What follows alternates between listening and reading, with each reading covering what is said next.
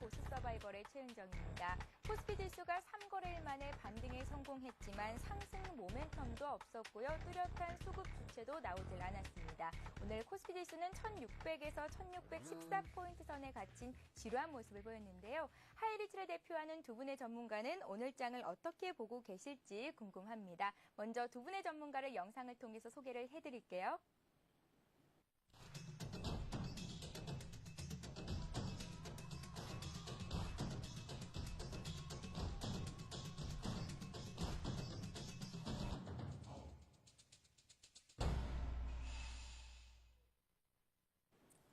네, 증권계의 노스트라다무스 독립선원님 그리고 최적의 타이밍 진단의 대가 검투사님 이렇게 두 분을 오늘도 자리해 보셨습니다. 안녕하세요. 네, 안녕하세요. 네, 안녕하세요.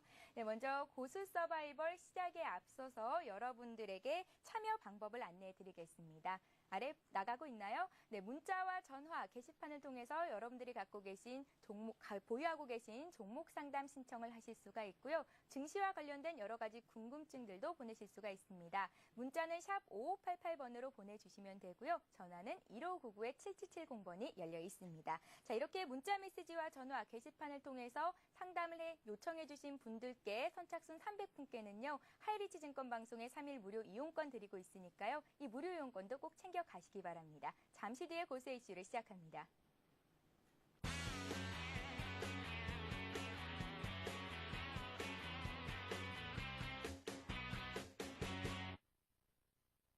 자, 그럼 오늘도 본격적으로 시작을 해보겠습니다. 독립선원님. 예.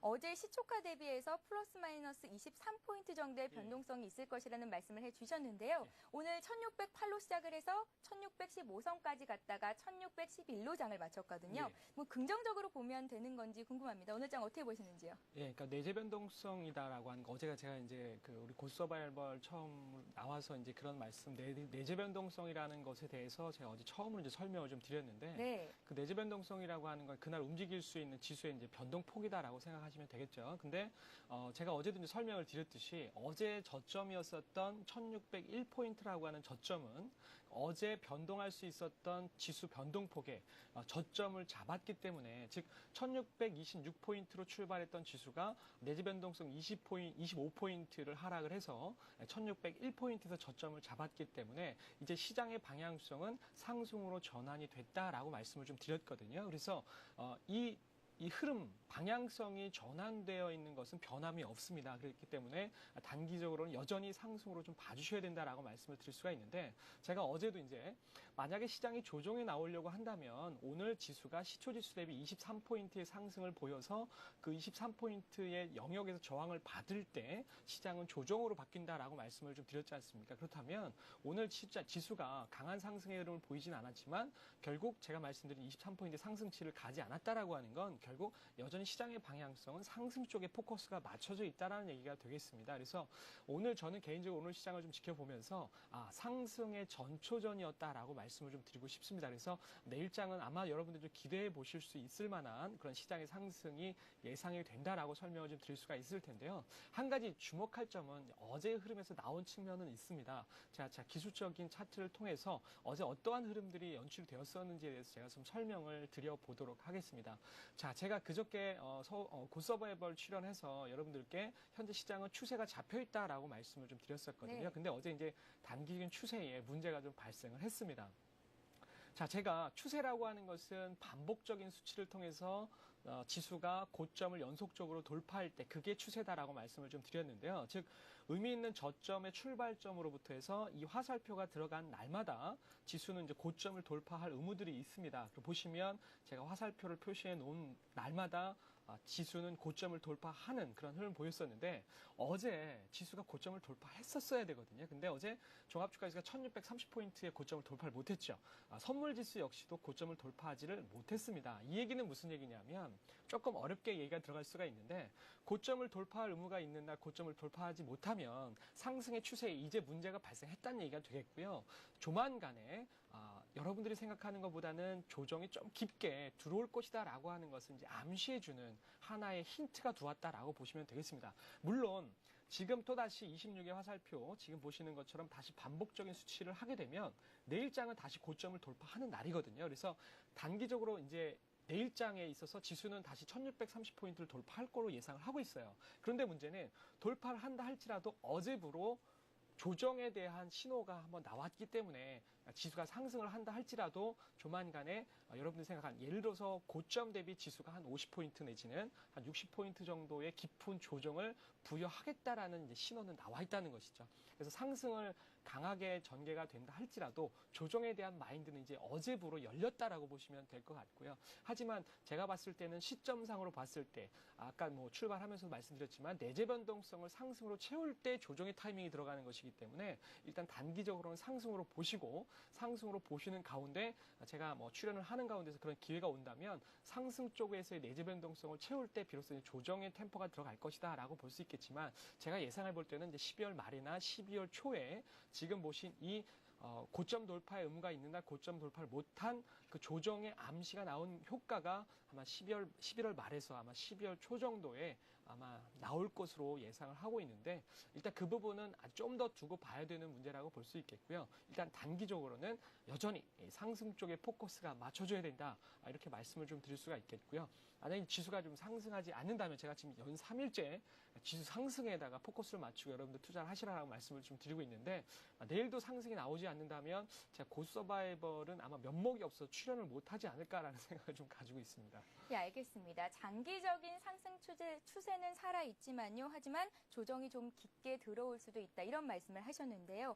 최근 들어서 거래량도 적고 아직까지는 업종별로 대응하기에는 조금은 힘든 장이 계속해서 연출이 되고 있습니다. 오늘은 의약품과 유통업종들 등 내수주 위주로 좀 매기가 집중이 되기도 했는데요. 검투사님, 예. 그렇다면 지금 이제 테마주들은 조금 반짝반짝하는 종목들이 있거든요. 예. 어떤 테마, 어떤 종목들을 위주로 저희가 좀 관심을 가져보면 좋을지 말씀을 해주세요. 예, 일단은 그 지수가 좀 지금처럼 횡보하거나 좀 조정을 받는 시점대에서는 아무래도 대형주가 가지 못하니까 지수가 좀 정체를 하고 있다라고 보시면 될 것 같고, 이렇게 지수가 정체하거나 장이 횡보하는 시점대에서는 대형주보다는 코스닥 종목 중에서 테마주들 가지고 당일 이슈에 부각되는 종목들 위주로 포커스를 맞춰서 단타로 종목들을 매수하는 것이 바람직하다라고 보여지고요. 오늘 같은 경우에는 또 4대강 관련 테마들도 한번 또 강하게 가는 부분들도 있었고, 또 게임주들도 강하게 가는 부분들, 또 다른 부분들 같은 경우에는 또 뭐가 있을까요? 휴대폰 터치스크린 관련된 부분들도 오늘 장이 움직이는 부분들이 있었는데요. 이제 제가 어저께도 좀 말씀드렸지만 제가 탄소 배출권 관련하면서 일단은 그 탄소 배출권 종목들을 언급하면서 풍력주들 또 이제 끌어내려고 하는 부분들이 있는데, 탄소 배출권 관련 종목들이 상당히 제가 숨겨놓은 흑진주 같은 종목들을 갖고 있다 보니까 이것을 언급을 안 하고 풍력 관련주만 말씀을 드리다 보니까 약간 문제가 이렇게 논리적이지 못한 부분들이 있었는데, 그래도 풍력 관련주 이제 어저께 언급한 종목들이 오늘 같다라는 거죠. 자, 큰 틀에서 봤을 경우에는 탄소 배출이 됐던 풍력 관련주가 됐던 그린 에너지의 큰 틀에 있다. 따라서 이 오늘 같은 경우에는 이제 그린 에너지의 하나인 풍력 관련주가 가게 됐고, 이것이 왜 움직이느냐를 좀 살펴봤을 경우에 어제도 말씀드렸지만 12월 초에 있을 그 포스트 교토 의정서, 자, 포스트 교토 의정서와 관련된 부분들이 정부 정책을 비롯해서 세계적인 협약이 체결됐을 경우에 상당히 강하게 갈 부분들이 있기 때문에 지금은 아직까지도 풍력 관련주들이 크게 시세를 내면서 가지 않고 있습니다. 따라서 이러한 것들을 지금과 같은 시점대에서 선침해를 하시면 아주 좋은 그런 단기 수익 실현을 올릴 수 있기 때문에 풍력 관련주를 한번 추천을 그 이슈를 말씀을 드렸고요. 또 게임주 같은 경우에는 최근 들어서 일단은 게임은 온라인 게임과 모바일 게임 이 두 가지로 나눠지는데, 지금까지는 온라인 게임이 시장을 주도했다라고 봤을 경우에 NC소프트라든지 이런 종목들이 계속해서 시장을 주도했는데, 이제는 아이폰이 출시되고 스마트폰이 출시가 되면서 대용량의 게임들을 핸드폰으로도 저장해서 사용할 수 있는 그런 날이 곧 온다. 이랬을 경우에 모바일 게임주들이 상당히 가게 될 것이다. 시장은 계속해서 확장되어 가고 무선 인터넷 요금들은 정액제를 통해서 언제든지 얼마든지 사용할 수 있게 되고, 이랬을 경우에 모바일 게임주들이 가게 될 것이고, 오늘같이 게임주들이 계속해서 가는 그런 장이 형성이 되었습니다. 따라서 게임주 같은 경우에는 조금 너무 단기적으로 좀 많이 오른 부분들이 있어서 요 종목들은 선침해하는 것은 이미 조금 때는 늦었고 게임주들 이렇게 급등한 이후에 좀 어느 정도 안정되는 국면대에서 좀 지켜보셨다가 한번 종목들을 매수하는 것이 좋겠고 지금은 아니다. 그러나 풍력 관련주들 같은 경우에는 지금 매수를 해도 한 3주 정도 지켜보시는 관점에서 한번 들고 가보시면 괜찮을 것 같다는 말씀을 드리겠습니다. 네, 현 시점에서 매수해 볼 만한 업종이나 테마에 대해서 검투사님은 게임주와 풍력 관련주를 말씀해 주셨는데요. 독립선언님의 의견도 듣고 싶습니다. 네, 저는 검투사님처럼 이렇게 좀 추상적으로 말씀을 좀 드리기보다는 콕콕 집어서 설명을 좀 드리고 싶거든요. 네, 많은 시청자분들이 원하는 대답입니다. 그렇죠. 네. 제가 최근에 이제 서울경영TV에 고서바이벌 출연하면서 딱 두 가지 시장 중심을 설명을 드렸습니다. 첫 번째로 중국 위안화 관련 중국 관련주들이죠. 예, 뭐 우리 최훈정 앵커님께서 보유하고 있는 뭐 중국 원양자원, 차이나그레이트, 중국 식품 포장과 같은 종목은 단기적으로 끝날 종목군들이 아니다. 그래서 시장의 중심에 놓여 있는 종목군들이다라고 설명을 드렸는데 아시다시피 오늘 중국 식품 포장이 역시나 또 한 번 상한가의 시세를 좀 보여주었고요. 그리고 차이나그레이트 역시 오늘 13%의 급등세를 보여주었는데 이 종목군들은 단기적으로 눌림은 들어올 수 있을지언정 시세는 끝나지 않는다라고 설명을 좀 드리겠고요. 그리고 두 번째로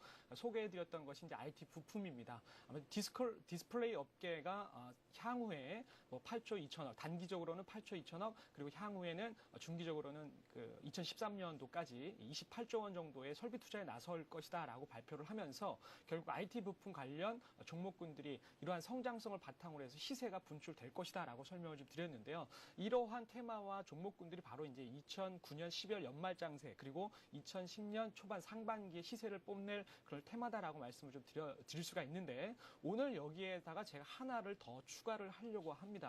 앞에서도 이제 최훈정 앵커님께서 오늘 의약품 관련 종목군들이 시세가 좀 나왔다라고 이야기를 하셨는데 의약품이다라고 하기보다는 정확하게 바로 바이오 시밀러 관련 테마 종목군들이 오늘 시세를 나기 시작했다라고 설명을 드릴 수가 있습니다. 자, 우리 시청자분들은 바이오 시밀러라고 하는 것에 대해서 잘 모르시는 분들이 좀 많으실 것 같은데요. 여러분들의 눈높이에 맞춰서 설명드리면 뭐 인슐린이라든지 또는 성장 호르몬제와 같은 것들이 이제 바이오 의약품이라고 합니다. 이제 바이오 의약품이라고 하는 것은 기본적으로 유전자 재조합이라든지 또는 세포 배양 기술을 통해서 거기서 생성되는 뭐 단백질과 호르몬을 이제 바이오 의약품이라고 하는데 바이오 시밀러라고 하는 건 이 바이오 의약품을 복제하는 약품을 이제 바이오 시밀러라고 합니다. 이 바이오 시밀러라고 하는 이 시장 자체가 지금은 전체적인 제약 시장에서 바이오 의약품이 차지하고 있는 시장의 규모는 대략 한 17% 정도 되고 있는데요. 향후에는 2014년까지 한 23%까지 성장할 것으로 예상하고 있는데 이 바이오 의약품 안에서 이 바이오 시밀러가 차지하고 있는 것이 현재는 굉장히 적습니다. 대략 한 2008년도까지 한 2억 달러 정도 수준인데 주목할 것은 2011년까지는 대략 한 18억 달러 정도, 그리고 2012년도까지는 대략 한 50억 달러.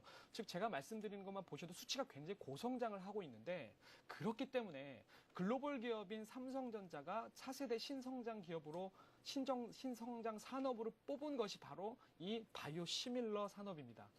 왜 글로벌 기업인 삼성전자가 위 산업에 뛰어들었냐 하면 제가 방금 전에 말씀드린 것처럼 향후에 고속 성장을 가지고 오고 있는 산업이기 때문에 그렇다라고 말씀을 드릴 수가 있는데 그렇기 때문에 삼성전자, 한화석화 같은 이런 대기업들도 이 바이오시밀러 산업에 지금 참여를 하고 시작을 하고 있습니다. 그렇다면 오늘 바이오시밀러 종목군들이 왜 시세가 나왔느냐? 삼성전자가 기존에는 한 2011년도까지 한 5천억 정도의 투자를 하겠다라고 발표를 했었는데 그것보다 더 늘려서 이제 바이오시밀러 사업에 조 단위로 투자를 하겠다라고 발표를 하면서 종목군들 뭐 이수, 앱시스라든지 환홀제약 같은 종목군들이 오늘 강한 흐름들이 연출이 되었는데 이것 역시도 단기적으로 끝날 테마가 아니다라는 것이죠. 테마라고 하는 것 실적을 갖추고 시대의 흐름이고 시대가 요구한다면 결국 성장성을 통해서 주가가 급등할 수밖에 없는 테마가 바로 이제 본격적인 상승의 테마라고 볼 수가 있는데 따라서 이 바이오시밀러 이 테마 역시도 2009년 연말 그리고 2010년 상반기에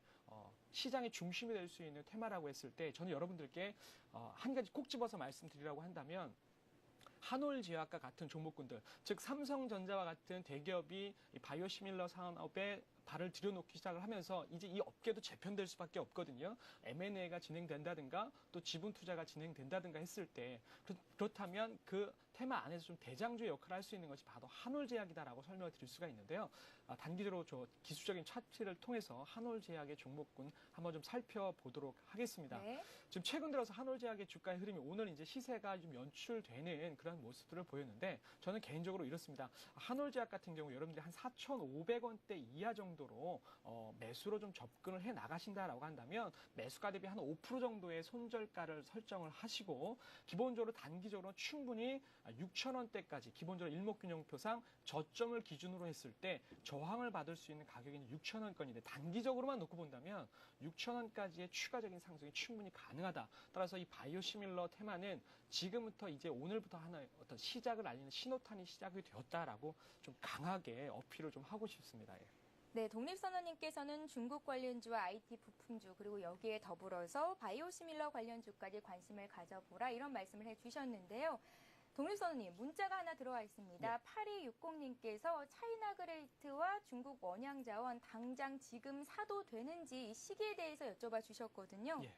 제가 이제 중국 관련주들은 단기적으로 끝날 테마가 아니다. 네. 끝날 시세들이 아니다라고 설명을 좀 드렸는데 오늘 같은 경우에 차이나 그레이트는 이제 13% 급등을 좀 보였고요. 그리고 중국 식품 포장 같은 경우에도 상한가로 마감이 되었고 유달리 우리 최훈정 앵커님의 포트폴리오에 있는 중국 원양 자원만 좀 더딘 흐름을 좀 보여주고 그러게 있거든요. 그게 왜 그렇게 지지부진한지 모르겠습니다. 왜 다른 그러냐면, 중국 관련 기업들은 올라가던데요. 예, 네. 딱 차이가 딱 한 가지밖에 없습니다. 이제 중국 식품 포장 같은 경우에는 시가총액이 1,000억대 정도밖에 네. 되지 않고요. 그리고 차이나 그레이트는 시가총액이 2,000억대 수준밖에 되지 않는데 중국 원양자원 같은 경우에는 기관 투자가들도 워낙 많이 보유하고 있는 데다가 시가총액이 5,600억 정도이기 때문에 워낙 무거운 종목이에요.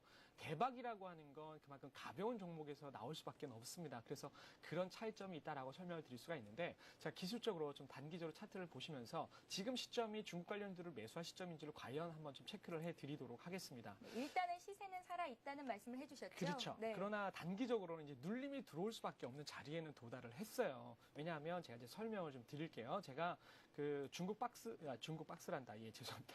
중국 식품 포장의 경우에도 목표가 자체를 오늘 정도에 좀 도달을 한 시점인데요.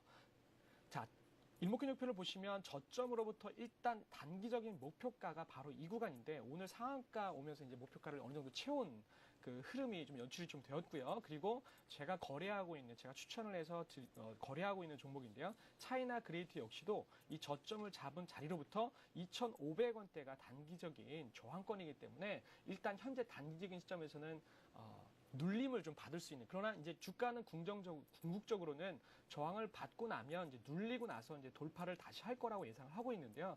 그렇다면 어느 시점에서 재매수를 해주셔야 되느냐? 그렇다면 일목균형표사 전환선을 보셔야 되는데 제가 보면 기간적으로 봤을 때 다음 주 월요일이나 화요일 정도의 눌림을 통해서 매수를 들어가시는 것이 맞다. 그래서 단기적으로는 지금 추격 매수를 하는 그러한 구간이 아니라 다음 주 주 초반 정도에 눌림이 들어오는 자리에서 재매수를 하시는 것이 맞다라고 설명을 좀 드리도록 하겠습니다. 예, 알겠습니다. 중국 관련주들 시세는 살아 있고요. 다음 주 그 초쯤에 눌림목이 나왔을 때 매수하라는 말씀을 해주셨는데요. 그렇다면 검투사님께 이제 내일장 전망에 대해서 좀 여쭤볼게요. 내일장 대응에 앞서서 어떤 투자 전략을 가지고 대응을 해야 될지. 예, 일단은 제가 그 월요일 날 그 서울경제 TV 나와서 장이 조정을 갈 것이다 라는 말씀을 드렸고 그렇게 지금까지 흐름이 이어지고 있습니다.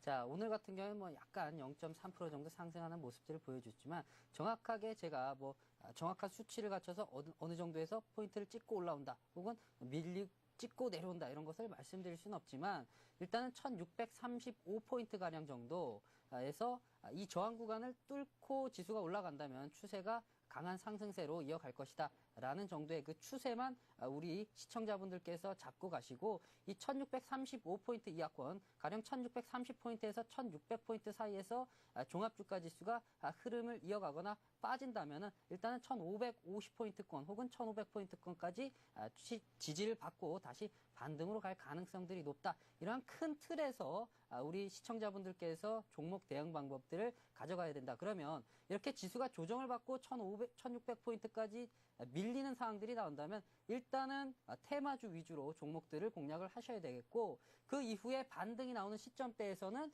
지수가 어느 정도 조정이 마무리된 시점이니까 대형주 위주의 매매를 통해서 이러한 그 혼합 구성을 잘 하셔가지고 매매하는 방법을 가져가시는 게 바람직하다라는 말씀을 드리고 싶고, 이렇게 지수가 조정을 받는 부분들에 대해서는 제가 월요일에도 말씀을 드렸지만 아직까지 외국인들과 기관들이 최소한 각 주체별로 2천억 이상 정도의 매수 규모가 나와줘야지만 시장의 방향성을 틀 수가 있는데, 이러한 방향성을 틀기 위한 매수 규모가 나오고 있지 않고 단지 프로그램에 의해서 기계적으로 바스켓 매매가 이루어지고 있기 때문에 시장이 조금 이제 변동성이 크고 이렇게 흐름이 조정을 보이는 상황들이 나온다. 따라서 장이 크게 35포인트를 넘어서 가기 위해서는 매수 주체가 외국인이 됐든지 기관이 됐든지 강하게 나오는 모습들, 이 수급도 좀 보시면서 장을 대응을 잘 하시라는 말씀을 드리고 싶습니다.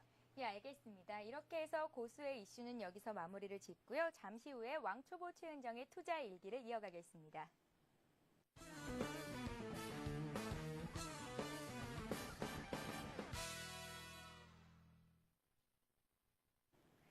네, 왕초보 최은정의 투자 일기를 시작합니다. 제 목표 이제 다들 알고 계시죠? 1년 안에 가상계좌에 있는 1,000만 원을 2배로 불린다. 이런 목표를 가지고 제가 지난주부터 본격적으로 투자를 시작을 했는데요. 어제 제가 추가적으로 대구은행을 10% 정도 매수를 하면서 이제 주식 보유 비중이 60% 정도가 됐고요. 보유 종목은 5개가 됐습니다.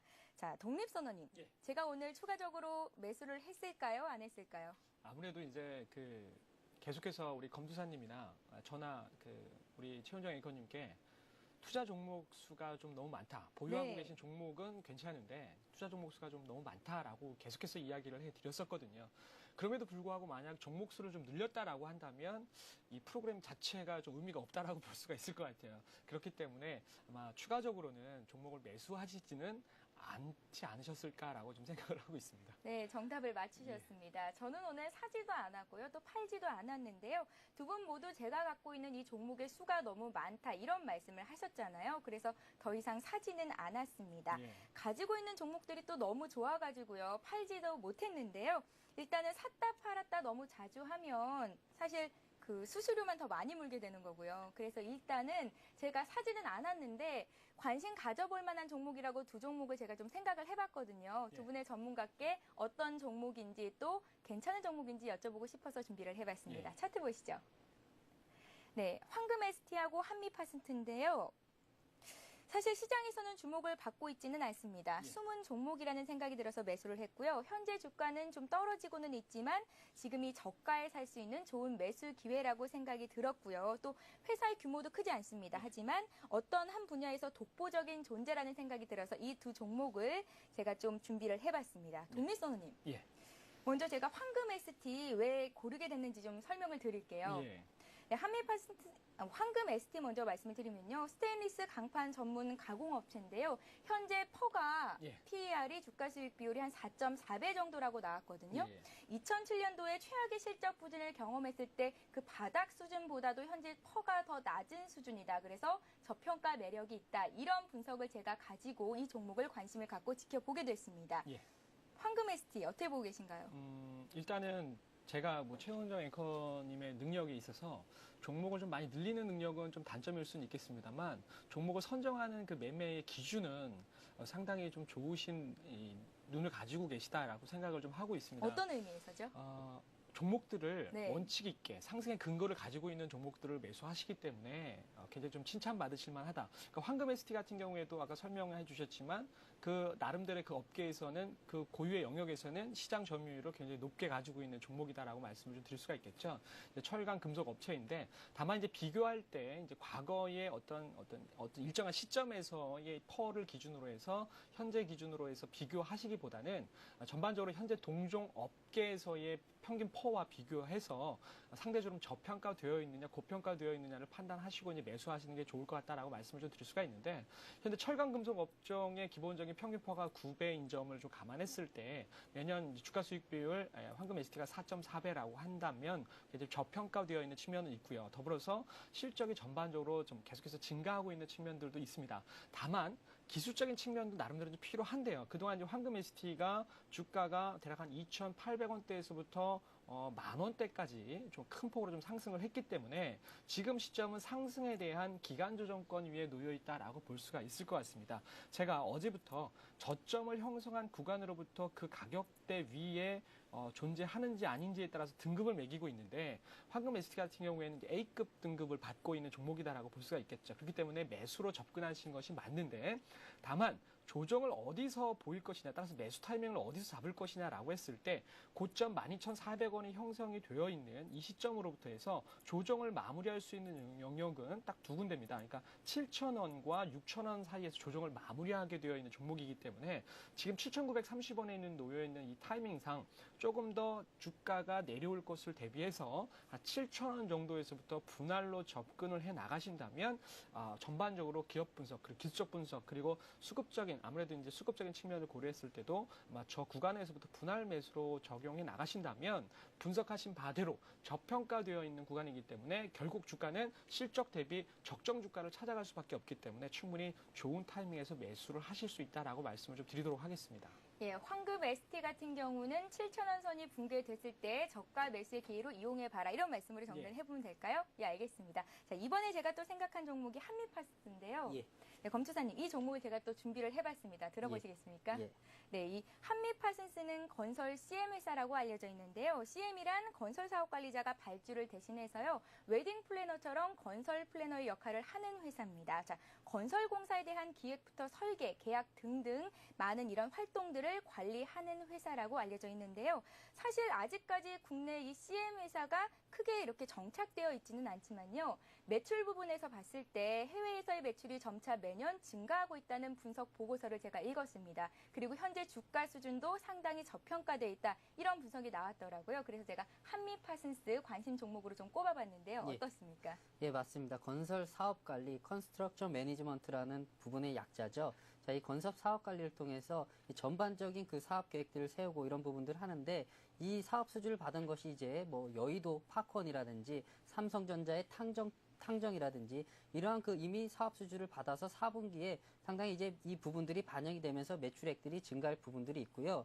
또 앵커께서 말씀하신 대로 해외 수주 쪽, 이 CM 관련된 그 관련법들이 이미 중동 쪽 같은 경우에는 관련법들이 다 정비가 되어 있기 때문에 이것이 5일머니 상승과 함께 4분기 정도의 이러한 CM 관련 사업들이 계속해서 수주가 발주가 되고 이런 부분들이 있으면서 계속해서 매출액들을 늘려나갈 수 있는 그런 모멘텀들이 예상이 되어지고요. 이런 부분들을 봤을 경우에 또 매출액을 좀 살펴보게 될 경우에는 매년마다 300억, 500억, 800억씩 매출액들이 증가를 하고 있습니다. 이 매출액들이 증가를 하는데 지금 현재 3분기까지 이 한미파슨스 같은 경우에는 지금 740억 정도의 매출을 보여주고 있는데 단순 계산으로 놓고 봤을 경우에 분기별로 한 200억씩 매출을 한다라고 봤을 경우에 충분히 작년 매출액이 800억이니까 올해 연간 매출액 같은 경우에는 작년 매출액을 훨씬 뛰어넘는 그런 부분들이 단순 계산상으로도 나올 수가 있고요. 영업이익 같은 경우에도 작년에 89억이었는데 지금까지 70억 정도가 되니까 영업이익 면에서도 작년을 뛰어넘는 그런 상황들이 나올 것이다. 그리고 한미 같은 경우에는 퍼가 12배 정도가 나오는데 업종 대형 그 CM 관련사들의 대형 그 업종 퍼를 비교를 해놓고 봤을 경우에 26배 정도 나오게 되면 상당히 절반 정도밖에 안 되는 주가 가치를 보여주고 있다라고 보여집니다. 다만 이 한미파슨스 같은 경우에는 지금 차트가 일단은 추세가 무너지는 상황이라서 이 종목 같은 경우에는 지금 뭐 이평선에 좀 지지를 받아줘야 되는 타이밍 때도 이탈되고 추세가 조금 무너지는 상태라서 좀 기다려서 잡게 된다면 이런 성장성과 앞으로 매출액이 증가하는데도 주가가 추세가 무너지고 있으면 분명히 간다. 그러면 잡는 시점대가 중요하다. 이랬을 경우에 한 15,000원 정도, 15,500원 이하 정도까지 오게 되면 한번 매수를 고려해보는 것도 좋겠다. 다만 한 가지 더 추가적으로 말씀드리고 싶은 것은 15,500원에 왔다라고 해서 바로 매수하는 것이 아니라 또 그 당시에 맞는 수급도 체크를 해봐야 된다. 이것이 무너지는데 15,500원에 전문가가 제시를 했다고 무턱대고 잡는 것은 아니다라는 말씀까지 더해드리겠습니다. 네, 일단 황금 ST와 한미파슨스 두 종목 다 아주 좋은 종목이라는 말씀을 들은 것 같고요. 또 주가가 그 적정 수준까지 조금 내려왔을 때 눌림목을 받았을 때 매수하라는 전략을 세워주신 것 같은데요. 저는 달력에다가 잘 써놓고요. 이 종목들 그 적정 주가 수준에 왔을 때 꼭 매수해서 제 포트폴리오를 풍성하게 만들어 보도록 하겠습니다. 독립선언님, 예. 말씀하시면서 검투사님도 그렇고 PER, 퍼에 대한 얘기를 굉장히 많이 해주셨거든요. 사실 제가 또 종목을 고를 때 주가 수익 비율을 따져보기는 하지만 정확히 이게 어떤 의미를 가진 건지 또 종목을 고를 때 이 퍼를 얼마만큼 기준을 또 비중을 둬서 예. 종목을 선정해야 되는 건지 이런 점들이 궁금하거든요. 뭐 주가 수익비율 PER 퍼라고 하는 것이 주식 투자에 있어서 절대적인 기준이 될 수는 없겠죠. 물론 이제 그 기술적 분석이라고 하는 것들도 절대적인 기준이 될 수 없듯이 하나 여러분들 투자하시는 데 있어서 현재 주가의 위치가 적정한 것이냐 아니면 좀 저평가되어 있느냐 고평가되어 있느냐를 구분짓는 하나의 지금 참고 자료가 될 것이다 이렇게 말씀을 좀 드릴 수가 있는데 기본적으로 이제 그 퍼라고 하는 것은 쉽게 설명드려서 그 기업이 한 해 동안 또는 향후에 예상되는 이익을 통해서 현재의 주가, 즉 시가총액이 적정한가라는 것을 평가하는 그런 지표가 될 텐데요. 보통 예를 들어서 올 한 해 동안 뭐 단기 순이익이 뭐 한 100억 정도 되는데 현재 시가총액이 1000억이다. 그랬을 때 그러면 현재 기준에 있어서 현재의 주가는 적정하다. 뭐 이렇게 평가를 하게 되는데 이런 이 퍼라고 하는 것이 단순하게 좀 낮다고 해서 무조건 좋은 거는 분명 아닙니다. 그 기업이 성장성과 또 실적의 성장성을 같이 그 내포하고 있느냐 그런 것들도 좀 체크를 해 놓으셔야 될 필요성이 있겠고 또한 그 어떤 그 기업에 대한 퍼를 기준으로 해서 보시기보다는 같이 경쟁 업체라든지 같은 동종 업계와 비교해서 현재 동종 업계 평균 퍼와 비교했을 때 현재 내가 보유하고 있는 종목군이 상대적으로 좀 저평가되어 있다라고 하는 것들 그렇게 좀 꼼꼼히 좀 살펴보시면서 좀 투자에 나가실 필요성이 있는 지표다라고 말씀을 좀 드리도록 하겠습니다. 예, 알겠습니다. 검투사님, 예. 그렇다면 제가 지금 제 포트폴리오 상에 있는 NHN과 포스코의 퍼를 좀 비교를 해봐야 할 것 같은데요. 예. 포스코 같은 경우는 지금 퍼가 18배 수준이고요. NHN이 한 22배 수준입니다. 그렇다면 NHN의 퍼가 높은 거냐? 근데 과거 실적을 좀 따져봤더니요. 과거에 포스코 같은 경우는 4에서 16배 정도의 퍼가 나왔었고요. NHN 같은 경우는 30에서 50배 정도의 퍼가 나왔었거든요. 예. 그렇다면 현재 NHN의 퍼가 낮은 수준이라고 볼 수 있단 말이죠. 예. 그러면 포스코를 좀 팔아버리고 NHN의 투자 비중을 좀 늘려보면 어떨까 이런 생각을 해봤는데 제 견해는 어떻습니까? 예, 단순 그 숫자상으로만 비교를 해놓고 봤을 경우에는 그 최현정 앵커께서 말씀하신 게 맞습니다. 네. 그러나 이 비교를 하는 데 있어서 동종 업계에 있는 것들을 비교를 해야지 이 서비스 업종, NHN 같은 경우에는 이제 인터넷 포털 업체지 않습니까? 포털 업체와 철강 업체를 비교한다는 것 자체가 비교 자체가 틀렸다라고 보시면 될 것 같고 숫자상으로 맞습니다. 그러나 이것이 잘못된 그 부분들이고요. 그렇다면은 비교를 해봐야 되는데 포스코 같은 경우에는 지금 18배라고 말씀을 하셨죠. 그러면 비교할 수 있는 게 철강 업종의 평균 퍼를 비교를 해보면 되지 않겠습니까? 그런데 지금 현재 철강 업종의 평균 퍼가 9.71배니까 포스코가 18배면 조금 많겠죠. 자, 왜 많을까요? 아무래도 철강 업체들이 아무래도 중국 쪽 경기, 내수 경기 회복이라든지 일단은 여러 가지 경기가 살아나는 부분들 이런 것들이 반영이 되면서 내년 철강 수요가 늘어나기 때문에 이 철강 업종의 대장주라고 할 수 있는 포스코가 기대가 많이 반영이 되면서 주가에 반영이 되면서 포스코가 올라 있는 그런 업종보다도 많이 올라와 있는 기대가 반영되어 있기 때문에 올라 있는 상태다라고 보시면 될 것 같고요. 그래서 단순 비교 자체는 조금 무의미하다. 이것은 기대를 반영하는 부분들이기 때문에 이렇게 하시면 실수하신다라는 말씀을 드리겠습니다. 네, 알겠습니다. 일단은 펄을 기준으로 비교를 할 때는 동종 업종 간에 해야 된다. 이런 예. 말씀이신 거죠? 이제 한 가지 더 말씀을 드리면 포스코 같은 경우에는 동종 업종 중에서도 상당히 시가총액면이나 이런 부분들에 있어서 여타 철강 업체보다 상당히 비교 수준이 안 될 정도로 차이가 많이 네. 나게 대장주지 않겠습니까? 이럴 경우에는 코스피의 퍼라든지 일단 코스피 200이 됐든지 이렇게 큰 틀에서 우리 코스피를 반영할 수 있는 큰 퍼들을 가지고 한번 비교를 해보는 것도 좋을 것 같다라는 말씀을 드리겠습니다. 예, 잘 알겠습니다. 그렇다면 오늘까지 종가 기준으로 제 포트폴리오의 수익은 어느 정도나 났는지 확인을 하고 넘어가 보도록 하겠습니다. 자, 오늘 제가 매수하거나 매도한 종목은 없습니다. NHN이 20%, 포스코, LG화학, 대구은행, 중국원양자원 이렇게 10%씩을 갖고 있는데요. 제가 가장 많이 수익을 냈던 때가 12만 원 정도였거든요. 근데 오늘까지 수익률은 그다지 많지가 않습니다. 오늘은 한 7만 원 정도, 8만 원 정도의 수익을 보고 있는데요. 사실 더 많은 수익을 보고 싶은데 쉽게 팔 수도 없고 또 쉽게 살 수도 없고 참 아쉽습니다. 아까 동일선원님께서 말씀하셨듯이 제가 갖고 있는 종목들은 다 좋은데 사실 쉽게 움직일 수 없는 무거운 종목들이다. 이런 말씀을 하셨잖아요. 내일은 제 포트폴리오를 어떻게 구성을 해 나가야 할지 저는 큰 수익을 하루 빨리 보고 싶은데 여러분들 많이 응원해 주시고요. 제 포트폴리오를 어떻게 구성했으면 좋겠는지 아이디어 있으시면 문자와 전화 꼭 부탁드리겠습니다. 자, 이렇게 해서 최은정의 왕초보 최은정의 투자 일기는 여기서 마무리를 짓고요. 잠시 후에 고수는 해결사를 이어갈 텐데요. 여러분들의 종목 신청을 받고 있죠. 1599-7770번 전화를 주시거나 샵 5588번으로 문자를 주실 수가 있습니다. 잠시 뒤에 뵙겠습니다. 재테크, 어떻게 하는 게 효과적일까요? 우리 경제의 반짝이는 흐름이 보이는 시간. 재테크 해결사 센 경제 매거진과 함께하세요.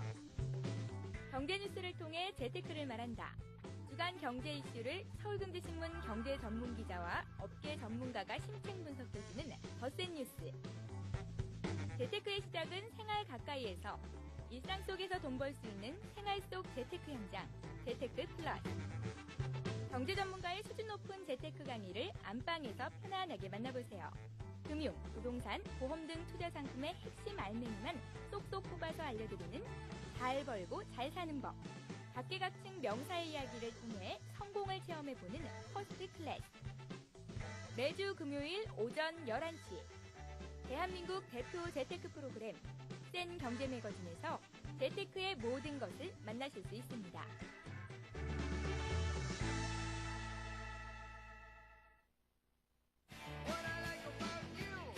깊이 그리고 재미를 동시에 추구하는 토크쇼 같은 인터뷰.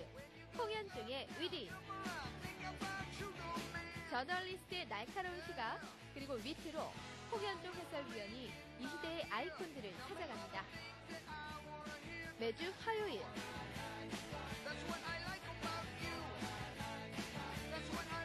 유쾌한 지적 담론의 장으로 여러분들을 초대합니다.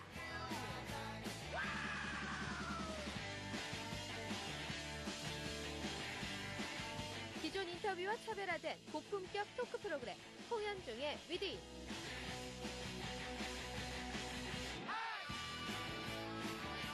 서울경제TV에서만 만나보실 수 있습니다.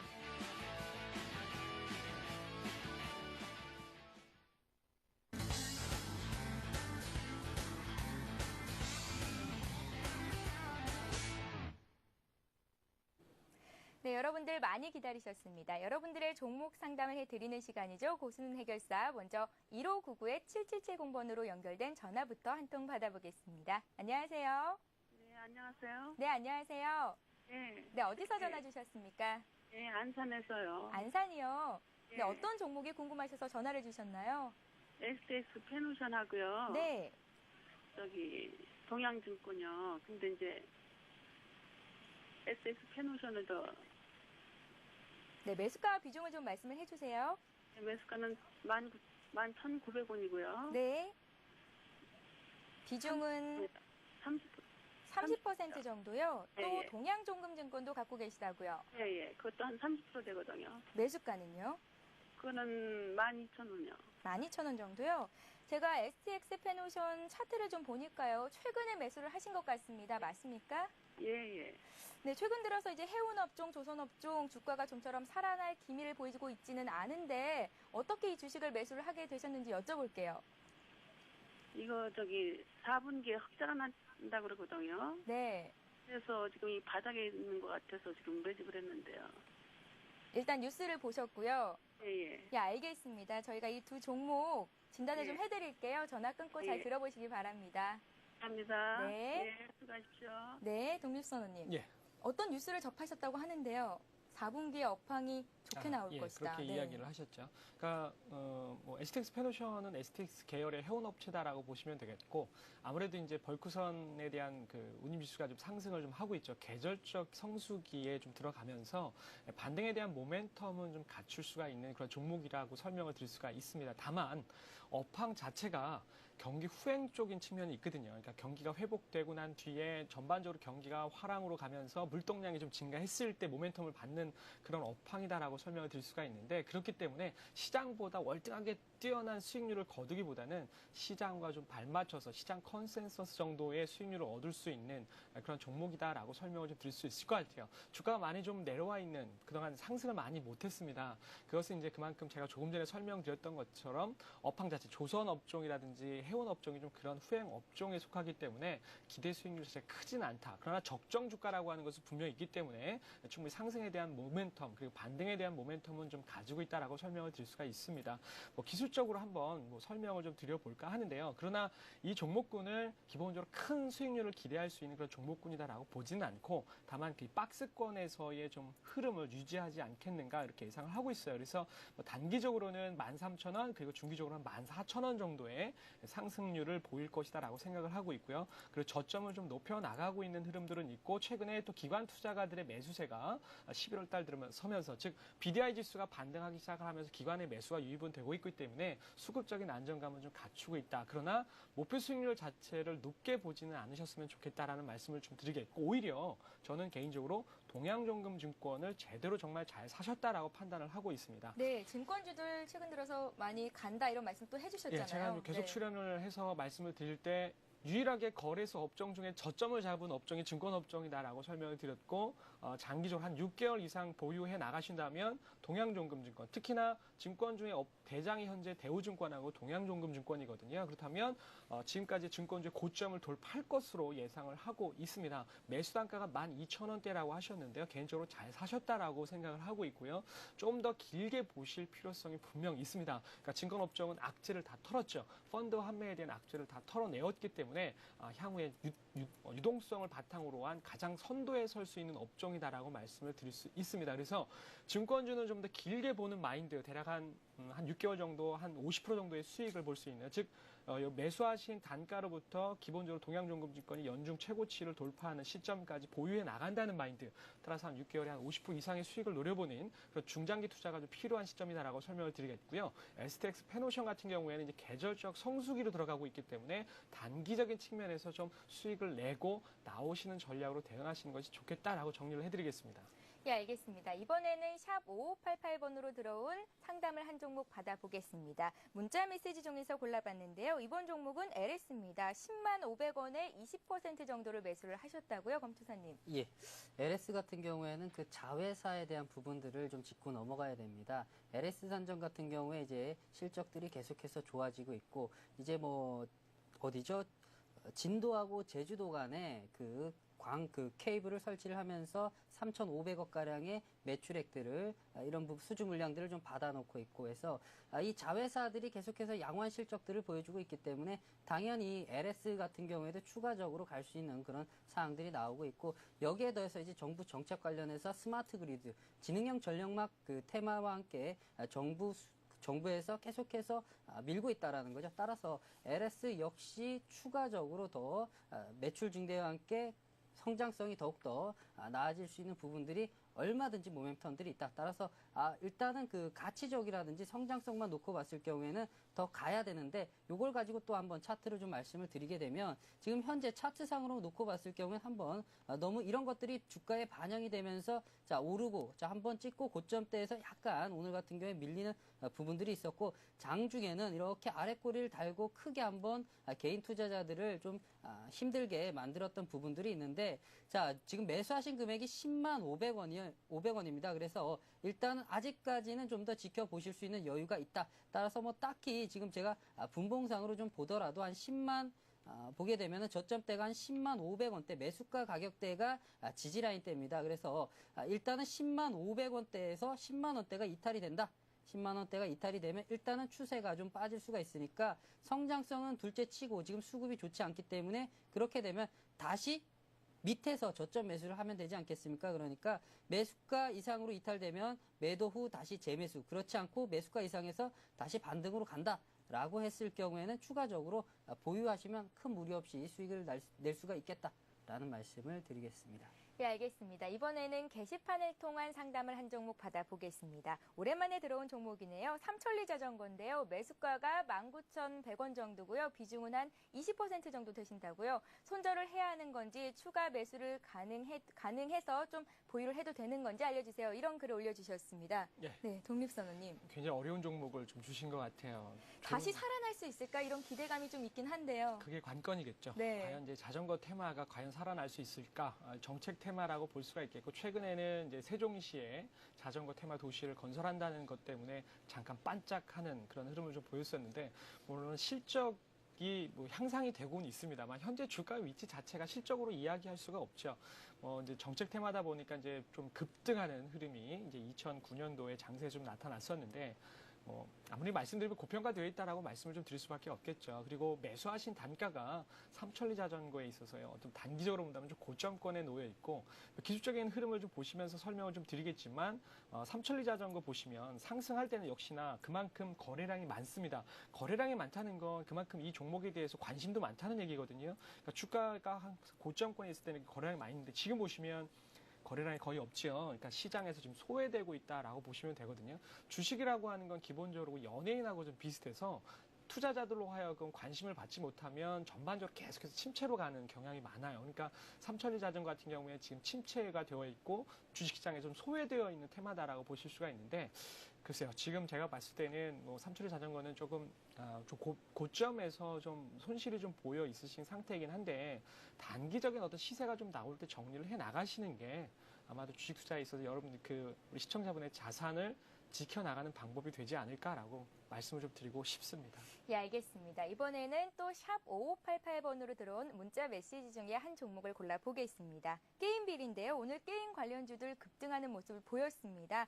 오늘 매수가가 25,850원에 30% 정도를 갖고 있다고 하셨는데요. 게임주들 계속 간다라는 말씀을 좀 전에 해주셨거든요. 예. 이 종목 어떻게 보십니까? 예, 일단은 그 기본적인 왜 게임주들이 가는지에 대한 부분들을 짚고 넘어가야 될 것 같습니다. 불과 한두 달 전에 저희 하이리치의 그 리얼님께서 저한테 이런 말씀을 하는데, 내년 같은 경우에 주도할 테마는 스마트폰이다, 이런 얘기를 해주셨습니다. 근데 이 스마트폰이 보급이 될 경우에 그 스마트폰에 장착되는 온라인 모바일 게임들이 장착이 되고, 이런 수요가 늘어나게 되면 온라인 게임주들이 가게 됩니다. 따라서 요 게임빌 같은 경우에도 주가가 지금처럼 강하게 급등하고 있는 모습들이고요. 차트상으로도 보시면 아시겠지만 주가가 올라가고 있습니다. 그런데 단기 너무 급등한 측면들, 실적, 매출액 다 좋습니다. 그런데 단기 급등한 측면들이 있기 때문에 일단은 이러한 장 속에서는 짧게 대응을 해주는 게 바람직하다. 그리고 수익 지금 25,850원이라서 수익권에 있기 때문에 지금은 일단은 좀 더 가져가 보시되, 다만 이런 종목들 같은 경우에는 뭐 한 5일 이평선들 깨지면서 그냥 밀어버리는 상황들이 나오는데, 오늘 같은 경우에도 살짝 공포감을 주기도 했죠. 자, 이런 부분들이 뭐 계속해서 지속되거나 정체된다라면 조금은 차익 실현을 해주는 게 좋을 것 같다라고 보여지고요. 일단 손절 라인 정도만 한 26,000원대 정도, 26,000원 정도만 지키시면서 추세에 맞춰서 대응해 나가시면 될 것 같다라는 말씀을 드리겠습니다. 예, 알겠습니다. 이렇게 해서 오늘도 종목 상담까지 받아봤습니다. 오늘도 수고 많이 해주셨습니다. 독립선언님, 검투사님 고맙습니다. 네. 네, 고수 서바이벌 저희가 준비한 소식은 여기까지입니다. 방송 중에 놓친 종목들에 대한 무료 진단은요, 하이리치 증권방송의 하이TV 전국민 주식 부자 만들기 프로젝트를 통해서 계속된다고 하니까요. 여러분들 많은 시청을 부탁드리겠습니다. 저는 내일도 독립선언과 검투사와 함께 여러분들을 찾아서 오겠습니다. 시청해주신 여러분 고맙습니다.